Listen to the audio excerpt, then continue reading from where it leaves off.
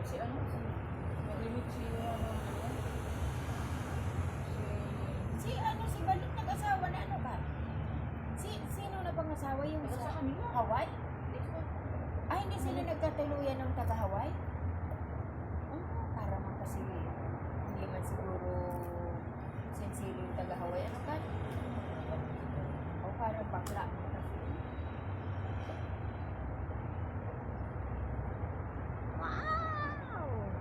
Ang galing-galing naman ng mangga. Iwan ko sa mga pambayad ko sa box. Ako ka, talagang makakadulog ako nito siguro first week pa din yung Agosto. Dahil na rin ang pag-tulog na ano, di ba yung mga binigay ni Mama na ano sa tayo? Ano yung ganun siya? Yung bedsheet na binigay niya.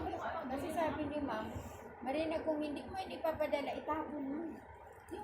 Yan sa kama, alam itapon ka ang mahal ng bili niya nun.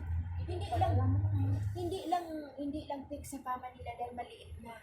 Pero hindi pa po padala ko to. Kasi ano, yan, very expensive. Kasi hindi na lang fix doon sa kama nila, kaya na ni Ma'am. Kaya bumili silang bago.